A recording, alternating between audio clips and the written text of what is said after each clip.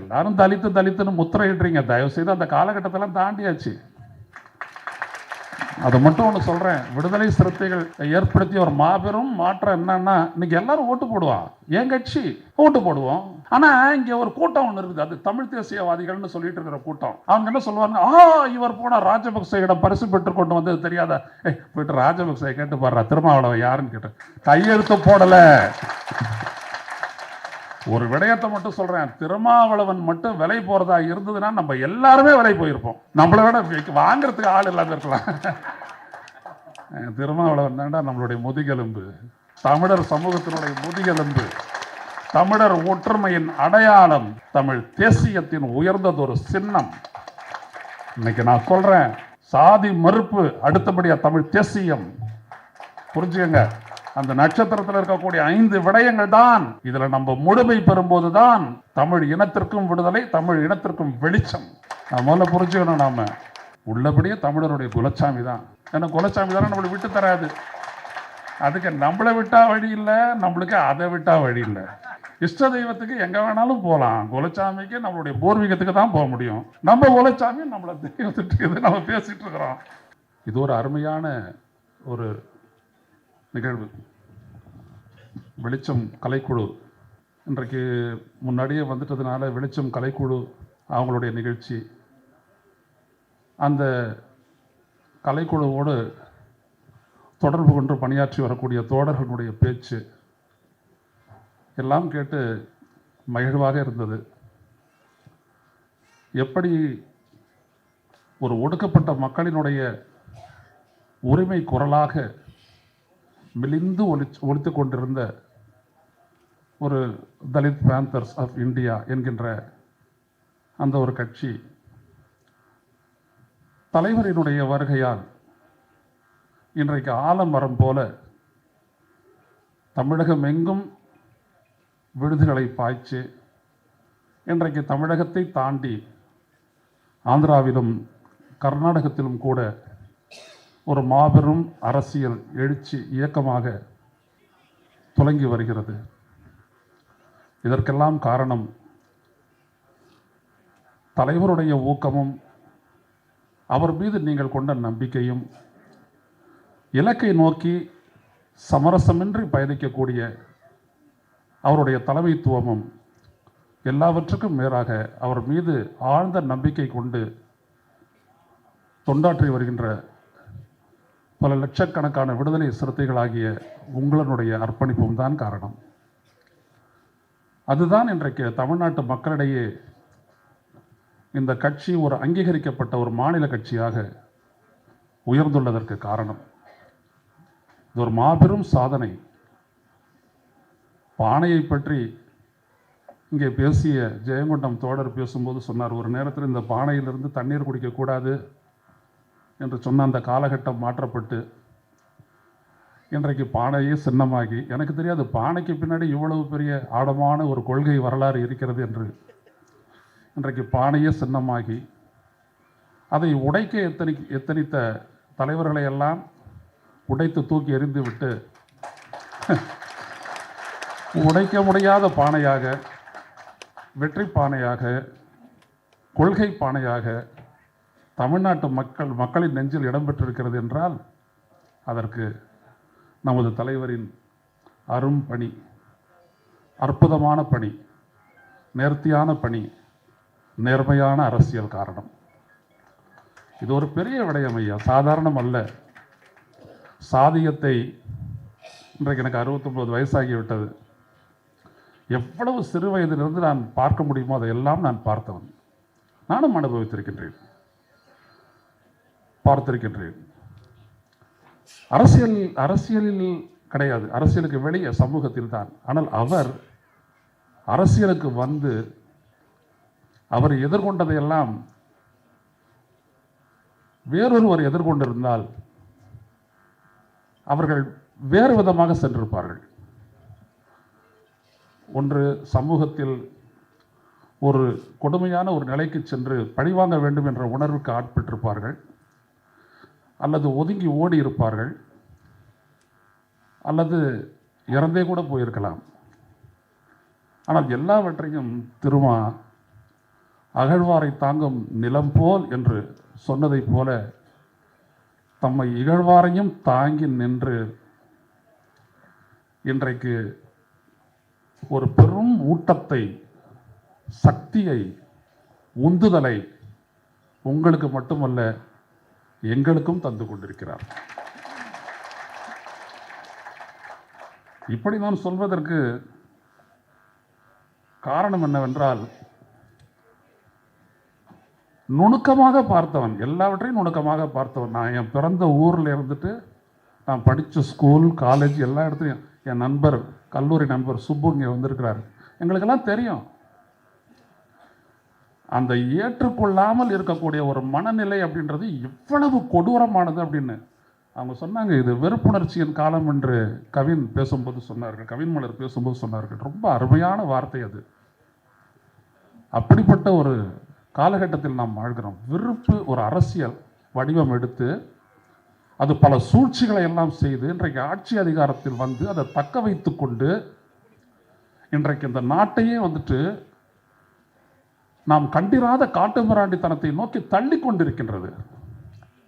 அதை எதிர்த்து ஒருபோதும் அனுமதிக்க மாட்டேன் சனாதனத்தை, பாசிசத்தை என்று சொல்லி உறுதியாக நிற்கின்ற தெளிவும் தீரமும் கொண்ட ஒரு தலைவர் நமது தமிழ்நாட்டில் இருக்கின்றார் என்றால், ஒரு தலைவர், குறித்துக் கொள்ளுங்கள் என் வார்த்தையை, சமரசமற்ற ஒரு தலைவர் நமது தலைவர் தொல் திருமாவளவன், எழுச்சி தமிழர். உண்மையான தமிழருடைய அந்த குணம் அதுதான். சாதி பார்க்காமல், பேதம் பார்க்காமல் இன்றைக்கு இவரை போன்ற பல லட்சக்கணக்கானவர்களை திரட்டி ஒரு மாநாடை நடத்தி, அதுதான் நமது பின்னால் கிடைத்த வெற்றிக்கு கட்டியம் கூறியது. அந்த மாநாடு தான் திருச்சி மாநாடு. அந்த மாநாட்டிலெல்லாம் நீங்கள் பங்கேற்பாளர்கள், நானெல்லாம் பார்வையாளர். நான் வெளிச்சம் தொலைக்காட்சியில் எல்லாத்தையும் பார்த்துக்கிட்டே இருப்பேன். அப்போ அன்னைக்கு நான் வந்துட்டு பயணம் பண்ணிட்டு வரேன். வரும்பொழுது நான் பார்க்குறேன், மத்தியானத்திலிருந்து சாயந்தரம் வரைக்கும் வெளியேற எதிர்கொண்ட எல்லா இடத்துலையும் பார்த்தீங்கன்னா எல்லா மரத்தடியிலையும் விடுதலை சிறுத்தைகள் ஒரு வண்டியை நிறுத்திட்டு சாப்பிட்றாங்க, பயணம் பண்ணுறாங்க. பின்னாடி வண்டிகள் வந்துக்கிட்டே இருக்குது. சரி, ரொம்ப பெரிய மாநாடு, எவ்வளவு பெரிய அர்ப்பணிப்புன்னு நான் சொன்னதனுடைய அர்த்தம் அதுதான். அவர் ஒரு குரல் கொடுத்தால் கூட நிற்கின்றேன் என்று எல்லா விதமான வசதிகளையும் வாய்ப்புகளையும் திறந்து விட்டு நீங்கள் திரண்டீர்கள். அந்த திரட்சி தான் சமூகத்தில் வந்துட்டு பார்த்தீங்க அப்படின்னோம்னா, நீங்கள் வெற்றி பெறலாம், ஆட்சிக்கு வரலாம், முதல்வர் ஆகலாம், துணை முதல்வர் ஆகலாம், இதெல்லாம் வந்துட்டு ஒரு விதமான வணிக சமாச்சாரம் தான், பேரம்தான், எல்லாம் பேரம்தான். ஆனால் சிந்தனையில் மாற்றம் ஏற்படுத்த வேண்டும். அதை சாதித்தவர் பெரியார், சாதித்து கொண்டிருப்பவர் திருமா. எழுச்சி தமிழருடைய சிந்தனையில் மாற்றம், ஒரு அசைவு உள்ள ஏற்படுத்தணும். அதனால தான் அருமை தோழர் திருமா வெற்றிமாறன் வந்து இங்கே உட்கார்ந்துட்டு இருக்கிறார். அதனால தான் எது எது நம்மளுக்கு துணிவை தருது? யாரால் நம்மளுக்கு அந்த துணிவை பெற்றோம்? ஆட்சி அதிகாரத்தை வைத்துக் கொண்டு சாதிப்பது வேறு. ஆட்சி அதிகாரத்தை எந்த இடத்திலும் அனுபவிக்காமல், சுகிக்காமல், பயன்படுத்த முடியாமல் வெறும் குரலும் தொண்டும் என்று பணியாற்றி, எல்லாரும் தலித்து தலித்துன்னு முத்திரையிடுறீங்க. தயவு செய்து அந்த காலகட்டத்தெல்லாம் தாண்டியாச்சு. அதை மட்டும் ஒன்று சொல்கிறேன், விடுதலை சிறுத்தைகள் ஏற்படுத்திய ஒரு மாபெரும் மாற்றம் என்னன்னா, இன்னைக்கு எல்லாரும் ஓட்டு போடுவான். என் கட்சி ஓட்டு போடுவோம், அவ்வளவுதான். சொன்னார்ல நாடாளுமன்றத்தில், அருமை இயக்குனர் சொன்னார் பாருங்க, நாடாளுமன்றத்தில் பேசிய பேச்சு நாடாளுமன்ற சபாநாயகர் பாராட்டினார் ஒரு நாள். நீங்கள் எவ்வளவு அருமையாக பிரச்சனைகளை எடுத்து பேசுகின்றீர்கள். எதுக்கு ஏதோ ஒரு வேண்டுகோள் வச்சாரு, தலைவர் கேட்காமலே பேசிக்கிட்டு இருந்தாரு. அப்போ அவர் சொன்னார், அவரு நம்ம ஏன்னா இன்னொருத்தன் சொன்னதை வந்துட்டு சுட்டி காட்டாதான் இந்த நாட்டில் மதிப்பான், இப்படிலாம் இருக்காங்க. அதனால நான் சொல்றேன், ரொம்ப பெரிய விடயம். அவர் பேசும்போது நம்மளாம் கேட்கணும். அவரோ தோழர் ரவிக்குமாரோ இல்லை மற்றவர்களோ பேசும்போது நம்ம கேட்கணும். அப்பதான் நம்மளுக்கு தெரியும். இதெல்லாம் ஒரு சாதாரண நிகழ்வு கிடையாதுங்க. இந்த இந்தியாவும் இந்த தமிழ்நாடும் ஏதோ எல்லாத்துலேருந்து மீண்டுடுச்சு, ஒரு புரட்சிகரமான சமூகம், அப்படிலாம் நம்ம ஏமாத்திக்க வேண்டாம். இங்கேயும் சரி, வீரத்துடன் துவக்கி ஏந்தி போராட்டம் நடத்திய ஈழத் தமிழினமாக இருந்தாலும் சரி, மாறினது ஒரு 10% தான். அங்கே அவர் இருந்தார், இங்கே இவர் இருக்காரு. ஒன்று உறங்கிய நிலையில் இருக்கின்றது, இன்றைக்கு விழிப்போடு இங்கே செயலாற்றி கொண்டிருக்கிறது. மாபெரும் செயல் சக்தி திருமாவளவன் அவர்கள். சாதாரண விடயம் இல்லை. பேசுனாங்களே ஜெயங்கொண்டத்தெல்லாம் பற்றி எனக்கு ரொம்ப தெரியும். ஆனால் அங்கேருந்து நமக்கு ஒரு வெளிச்சம் கலைக்கூட தோன்றி இருக்கு, பிறந்திருக்குன்னா அதுதான் ஐயா, அதுதான் தெரியுது. பொண்ணு மூச்சு கீச்செல்லாம் விட முடியாதுங்க, எல்லாம் ரொம்ப கஷ்டம். ஏன்னா என்னுடைய 2வது அக்காவை நாங்கள் அங்கே தான் கட்டி கொடுத்தோம்.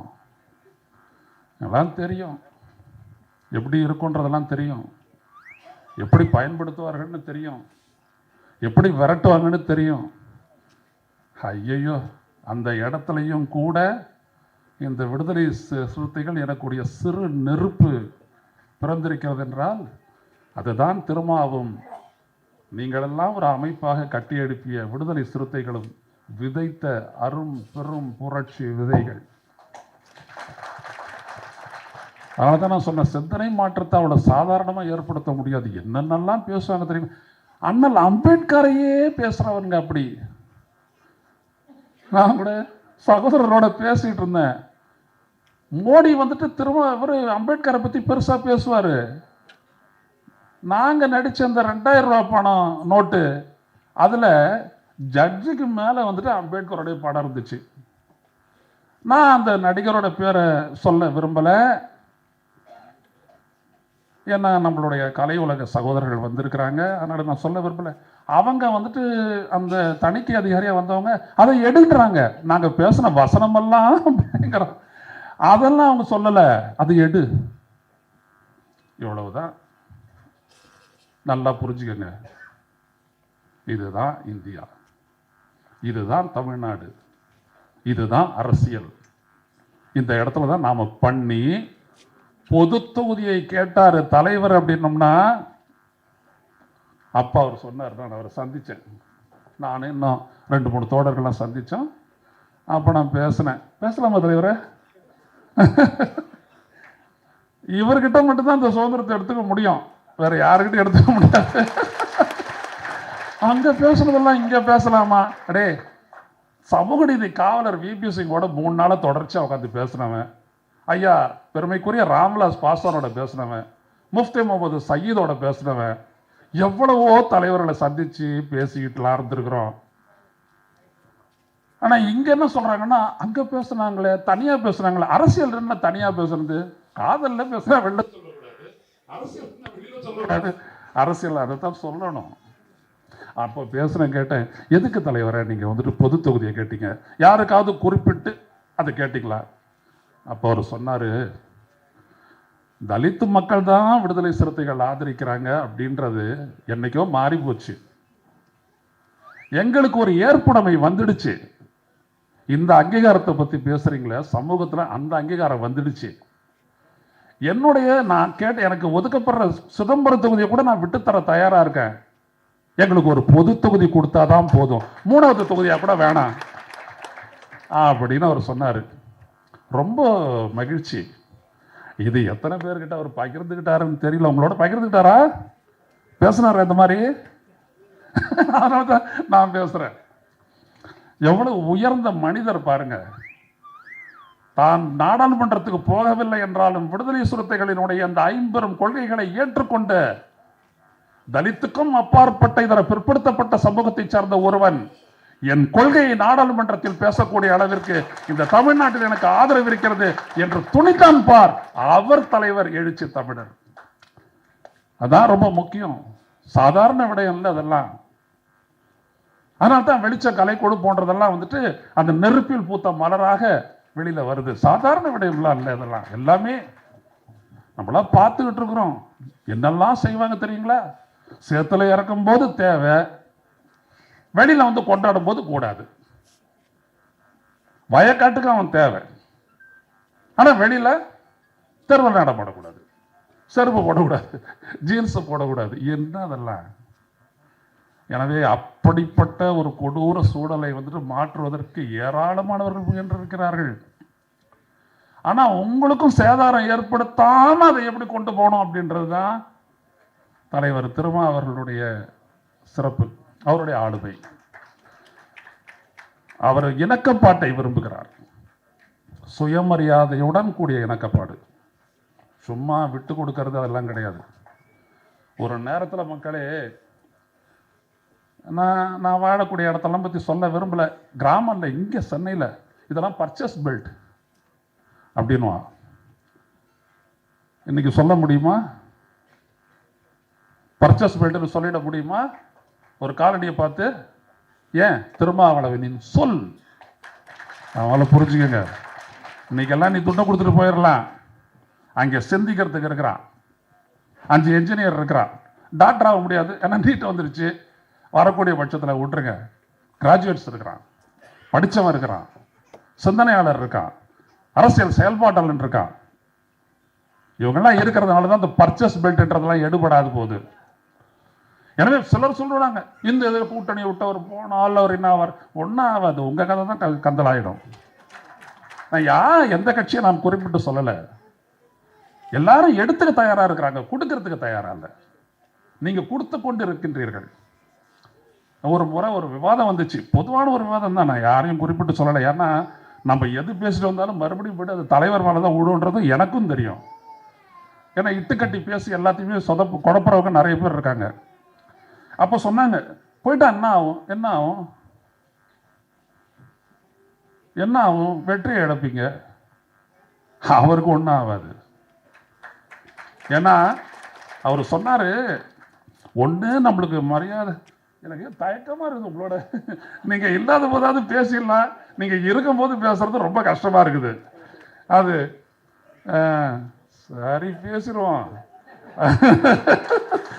பேசிடுவோம். ஏன்னா இந்த வாய்ப்பு அப்படின்றது நீங்கள்லாம் வந்துட்டு வெற்றி விழான்னு கொண்டாடுறீங்க, எனக்கு இதெல்லாம் ரொம்ப மகிழ்வான தருணங்க. விடுதலை சிறுத்தைகள் அப்படின்ற ஒரு கட்சி இந்த தமிழ்நாட்டால் அங்கீகரிக்கப்பட்டு இந்த பாடம் உடைக்க முடியாத பானையாக உயர்ந்திருக்குது அப்படின்றது வந்துட்டு பெரிய விஷயம். அந்த மாதிரி ஒரு நிலை சரி வேண்டாம், அதெல்லாம் வேண்டாம். ஏன்னா எதிர்காலத்தை நோக்கியே போவோம். சங்கடங்கள் அவமானங்கள் அப்படிலாம் சொன்னார். அன்னைக்கு பேசும்போது அவர் பேசுகிறாரு, எப்படி ஒரு தலைவரும் நம்மளை நடத்தியிருக்கிறாங்க. என் பக்கத்தில் எனக்கு சேரை கொடுப்பாங்க, அவங்க பக்கத்தில் எனக்கு சொல்கிறாரு, தலைவர்களெல்லாம் சொல்கிறாரு, நான் சொல்ல போகிறதில்ல, என் பக்கத்தில் என்னை உட்கார வைப்பாங்க, வேறு யாரையும் உட்கார வைக்காதவங்க கூட என்னை பக்கத்தில் உட்கார வைப்பாங்க. ஆனால் எனக்கு கொடுக்குற மரியாதையை என் கட்சிக்கு கொடுத்ததில்லைன்னாரு. கேட்டிருந்தீங்கன்னா உங்களுக்கு எப்படி இருக்கும்? அதுதான் நான் சொல்கிறேன், நிறைய விஷயங்களை தாங்கக்கூடிய ஒரு திருமாவளவன். அதனால தான் சொல்ல வர பெரிய மெச்சூரிட்டி, பெரிய பெரிய பெரிய ஒரு மனசு. எத்தனை முறை விடுதலை சிறுத்தைகளுக்கு எதிராக அந்த 2009 அங்கே மறைமலை நகரில் நடத்திய அந்த உண்ணாவிரத போராட்டம், போரை நிறுத்தக்கூடிய போராட்டம், அது உருவாக்கிய எழுச்சி கடைசியில் விடுதலை சிறுத்தைகளை நோக்கி எவ்வளோ தூரம் வந்துச்சு உங்ககிட்ட சொல்லியிருக்க மாட்டார். எல்லாத்தையும் முழுகிட வேண்டியது. ஆனால் இங்கே ஒரு கூட்டம் ஒன்று இருக்குது, அது தமிழ் தேசியவாதிகள்னு சொல்லிட்டு இருக்கிற கூட்டம். அவங்க என்ன சொல்லுவாங்க, இவர் போனால் ராஜபக்சேயிடம் பரிசு பெற்று கொண்டு வந்தது தெரியாதா? போயிட்டு ராஜபக்சே கேட்டு பாடுறா, திருமாவளவன் யாருன்னு கேட்டு கையெழுத்து போடல. ஒரு விடயத்தை மட்டும் சொல்றேன், திருமாவளவன் மட்டும் விலை போறதா இருந்ததுன்னா நம்ம எல்லாருமே விலை போயிருப்போம். நம்மளை விட வாங்கறதுக்கு ஆள் இல்லாம இருக்கலாம். திருமாவளவன் தாண்டா நம்மளுடைய முதுகெலும்பு, தமிழர் சமூகத்தினுடைய முதுகெலும்பு, தமிழர் ஒற்றுமையின் அடையாளம், தமிழ் தேசியத்தின் உயர்ந்ததொரு சின்னம். இன்னைக்கு நான் சொல்றேன், சாதி மறுப்பு அடுத்தபடியா தமிழ் தேசியம். புரிஞ்சுக்கங்க, அந்த நட்சத்திரத்தில் இருக்கக்கூடிய 5 விடயங்கள் தான் இதுல நம்ம முழுமை பெறும்போதுதான் தமிழ் இனத்திற்கும் விடுதலை, தமிழ் இனத்திற்கும் வெளிச்சம்.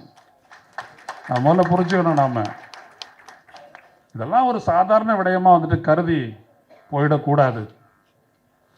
அவ்வளவு பெரிய ஆழ்ந்த ஒரு தொண்டு திருமா அவர்களுடைய தொண்டு. அவர் திருமா வந்துட்டு எனது அரசியல் பயணம் சொன்னாங்க ஒருத்தர், நம்மளுக்கு ரோஜா கொடுக்கறதுக்காக அவர் ஒரு முல்லை ஏற்கிறாருன்ட்டு எல்லாம் உண்மைதான். அவர் வந்துட்டு நம்மளுக்கு காட்டுறது வந்து ஒரு சாஃப்ட், ஒரு மென்மையான ஒரு முகத்தை தான் அவர் காட்டுறாரு.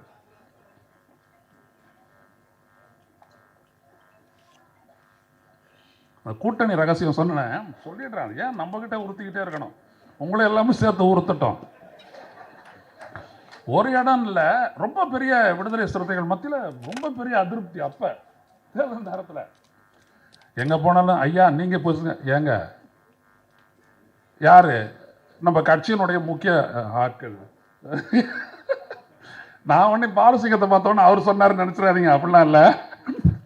நான் சொன்னேன், ஏங்க அவர் எவ்வளோ பெரிய தலைவர், அவர்கிட்ட போயிட்டு எப்படி முடிவு எடுக்கணுன்றது நான் சஜஷனாக கூட சொல்ல முடியாத அப்படின்னும் போது, அப்புறம் இருந்தாலும் போய் ஏதோ அப்படி தள்ளலாம் அப்படின்ற மாதிரி போனோம். ஏன்னா திருமாவளவன் அவமதிக்கப்படுகிறார் என்றால் அது நமக்கும் அவமானம். விடுதலை சிறுத்தைகளை புறந்தள்ளுகிறார் என்றால் நம்மையே புறந்தள்ளுகிறார்கள் என்றால் நாங்களே எதிர்நிலையில கோதண்டத்தை தூக்குறதுக்கு நாங்களா ரெடியாக தான் இருந்தோம். அப்போ அவர் ஒன்று சொன்னார், எங்களுக்கு எந்த இடமும் தரலன்னா கூட பரவாயில்ல, பாரதிய ஜனதா கட்சி, பாசிசம், சனாதனம் இந்த மண்ணில் வேரூன்ற கூடாது என்பதற்காகவே இந்தியா கூட்டணியுடனும் தமிழ்நாட்டில் திராவிட முன்னேற்ற கழக கூட்டணியில் நாம் தொடர்வோம். உடனே என்ன பண்ணிட்டாங்க, விடுதலை சிறுத்தைகள் சைலண்ட் ஆயிட்டாங்க, எல்லாத்தையும் விட்டாங்க. இதுதான் உங்களுக்கும் அவருக்குமான அந்த உறவு, கனெக்ட் அப்படின்றமே. ஒரே இவ்வளோதான் அவருடைய ஸ்டேட்மெண்ட், முடிஞ்சு போச்சு. அன்னைக்கு அப்படியே விடுதலை சிறுத்தைகள் கட்சி அலுவலகத்துக்குள்ளே எல்லாம் முடிஞ்சு போச்சு. அதில் நீங்கள் வெளியிலெல்லாம் பேச மாட்டீங்க, ரொம்ப ஒழுக்கமும் கட்டுப்பாடும் கொண்ட தொண்டர்கள் நீங்கள், அவ்வளவுதான். எவ்வளவு இந்த இந்தியா கூட்டணி உருவாக வித்திட்டவர் எழுச்சி தமிழரும் ரவிக்குமாரும் தான். ராகுல் காந்தி வந்துட்டு எப்ப கலைஞரை சந்திக்கிறதுக்கு முற்பட்டாரு சொல்லுங்க? முதலில் போய் இந்திய அளவில் சனாதனத்திற்கு எதிரான ஒரு மாற்று அணி உருவாக வேண்டும் என்று ராகுல் காந்தியுடன் பேசியவர்கள் இவர்கள் இருவரும் தான். படம்லாம் வந்துடுச்சு, நம்மளுக்கு முன்னிலைப்படுத்த தெரியாது. எதை முன்னிலைப்படுத்தணும், எதை மக்கள்கிட்ட சொல்லணும், அதனுடைய சிக்னிஃபிகன்ஸ். கார்ப்பரேட் அரசியலுக்கு எதிராக பலமாக நிற்கக்கூடிய ஒரு சக்தி விடுதலை சிறுத்தைகளும் எழுச்சி தமிழரும் தான். சாம்சங் போராட்டத்துக்கு கூட்டணியை பற்றியா நினைச்சாரு? அரசை பற்றியா நினைச்சாரு? அதிகாரத்தை பற்றியா நினைச்சாரு? இல்லை அந்த தோழர்களுக்காக போய் நின்னார். மறந்துடாதீங்க. எனவே ஒரு இடத்துல இருக்கிறதுனால அந்த நிழல்ல வந்துட்டு திருமாவும் விடுதலை சிறுத்தைகளும் இளைப்பாடுறாங்கன்றது இல்லை. வேறொரு பெரிய எதிரி ஒருத்தன் இருக்கிறான், அவனை எப்படி டாக்கிள் பண்றது, அதற்காகத்தான் கூட்டணி, அதற்காகத்தான் தேர்தல் கூட்டணி. நம்முடைய பலத்தை நிரூபிக்கிறது என்றோ அதெல்லாம் இல்லை. அந்த கட்டத்தை வந்துட்டு அடையவே முடியாதோ அப்படின்ற அளவுக்கெல்லாம் நாங்கள்லாம் சிந்திச்சது உண்டு. எவ்வளோ காலம் தான் இப்படி இருந்துடுறது அப்படியெல்லாம். எனவே இதான் மக்களே, இன்னைக்கு இதையெல்லாம் தாண்டி இந்த அங்கீகாரம் வந்துட்டு யாராலும் இல்லை, உங்களுடைய உழைப்பால், அவருடைய நேர்மையால். இங்கே கவிஞர் அவர்கள் பேசும்போது ஒரு விஷயத்த சொன்னார், ஒரு தலைவருக்கான அத்தாட்சி. அவர் கவிதையில் அப்படியே சொல்லிட்டே போட்டார், தெளிவும் துணிவும் தான் ஒரே தலைவர் தான் தமிழ்நாட்டில். அரசியலில் இன்னைக்கு இருக்கக்கூடிய நிலைமை நான் இடைஞ்சர்கள் மொழியில் சொன்னோம்னா ஃபுல்லி அப்டேட்டட் அப்படின்னு ஒருத்தர் இருக்கார், நம்முடைய எழுச்சி தமிழர் தான். அதே மாதிரி துணிவு, துணிவுன்னா ஒரு அமைதியான ஆழமான ஒரு துணிவு. அந்த துணிவோடு இருக்கக்கூடிய ஒரு மாபெரும் தலைவரை நாம் பெற்றிருக்கின்றோம். இது விடுதலை சிறுத்தைகளுக்கு சொந்தமானது அல்ல. இந்த தலைமையை போன்று நீங்கள் உருவாக வேண்டும். அதான் ரொம்ப முக்கியம். இந்த இடத்துல நான் சொல்ல வரேன், திருமா அவர்கள் ஒரு தோழர் சொன்னதை போல உள்ளபடியே தமிழருடைய குலச்சாமி தான். ஏன்னா குலச்சாமி தானே நம்மளை விட்டு தராது. அதுக்கு நம்மளை விட்டா வழி இல்லை, நம்மளுக்கு அதை விட்டா வழி இல்லை. இஷ்ட தெய்வத்துக்கு எங்க வேணாலும் போகலாம், குலச்சாமிக்கு நம்மளுடைய பூர்வீகத்துக்கு தான் போக முடியும். நம்ம குலச்சாமி நம்மளை தெய்வத்துக்கு நம்ம பேசிட்டு இருக்கிறோம். எனவே ஒரு நீங்கள் எல்லாம் நாம் எல்லாம் ஒரு வரம் பெற்றவர்கள். திருமாவை போன்ற ஒரு தலைவரை பெற்றதற்காக நாம் வரம் பெற்றவர்கள். அதே மாதிரி தோழர் கவின் சொல்லும்போது சொன்னார், அவரெல்லாம் காது குத்துறதுக்கெல்லாம் கூப்பிடாதீங்க. ஐயோ, நிச்சயம் நாங்கள் கூப்பிடுவோம். எங்களை திருமா வந்துட்டு எங்களோட குடும்பத்துக்கு வெளியிலேயே எங்கள் சமூகத்துக்கு வெளியிலேயே வைக்கிறதுனால நான் எவ்வளோ வருத்தப்பட்டேன்னு எனக்கு தான் தெரியும். திருமா அவருக்கு தெரியும் என் பொண்ணுடைய ரிசப்ஷனுக்கு வரலையேன்ட்டு நான் எவ்வளோ வருத்தப்பட்டேன். எவ்வளோ பேர் வந்தாங்க, ஆனால் நம்ம தலைவர் வரலையே அப்படின்னு நான் வருத்தப்பட்டேன். ஏன்? அவர் சமூக ஒற்றுமையினுடைய அடையாளம். அப்படி உடைத்தவருடைய வாழ்த்து அந்த மணமக்களுக்கு கிடைக்க வேண்டும் என்று நான் காத்திருந்தேன். அதுதான் ரொம்ப முக்கியம். அரசியல் அப்படின்றதுங்க அரசியலையும் தாண்டிய ஒரு உறவு தான் அது. இன்றைக்கு இந்த மாபெரும் சிந்தனை மாற்றத்தை கொண்டு வந்து அமைப்பு ரீதியாக கட்சியை வளர்த்து உங்களை எல்லாம் ஆளாக்கி தன்னை ஒரு பெரிய ஒரு மாபெரும் உயர்ந்த இடத்திற்கு உழைப்பால் உயர்ந்து வழிநடத்தி செல்கின்றார். அவருடைய பெருமையும் புகழும் ஓங்கட்டும். நான் வணங்கக்கூடிய இறைவன் அப்படிதான் சொல்லணும். திரும்ப ஒத்துக்க மாட்டார். அதனால அவருக்கு வந்துட்டு என்னைக்குமே அருளாசியை வழங்குவார். அவர் நல்லா இருப்பார். அவரை நாமளும் அதே நேரத்தில் நல்லா பார்த்துக்கிறணும். ஒரு விடயத்தை மட்டும் நான் சொல்கிறேன், உங்களுக்கு மட்டும் இல்லை, தமிழ்நாட்டு மக்களுக்கே சொல்ல வரேன். தேர்தல் 26 வரட்டும், அப்புறம் 29 வரட்டும். வருவதற்கு முன்னால் அந்த தேர்தல் தொடர்பான தனது நிலைப்பாட்டை அறிவித்து திரும்ப அவர்கள் அளிக்கக்கூடிய அந்த அறிக்கையை படித்துவிட்டு வாக்குச்சாவடிக்கு செல்லுங்கள். ஒரே தலைவர் சமூக நலன், நாட்டின் நலன், பொருளாதார நலன், எதிர்காலம், இதை சரியாக அனுமானித்து கணித்து நாம் எப்படிப்பட்ட பாதையில் பயணிக்க வேண்டும் என்று சொல்லக்கூடிய அந்த மாபெரும் தலைவனுடைய அந்த வழிகாட்டலை ஏற்றுக்கொள்ளுங்கள் என்று கேட்டுக்கொள்கிறேன். அருமை தோழர் வெற்றிக்குமரன் வந்திருக்கிறார். மிக அருமையான படம்.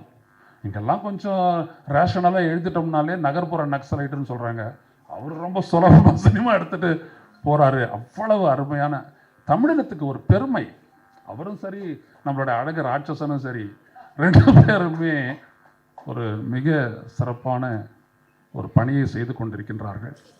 சவாலான பணி, மிக அருமையாக செய்து கொண்டிருக்கிறார்கள். இந்த வாய்ப்பை பயன்படுத்தி அவர்களையும் எனது மகிழ்வையும் பாராட்டுவதையும் தெரிவித்துக் கொள்கின்றேன். உங்களிடமிருந்து விடைபெறுகின்றேன். நன்றி.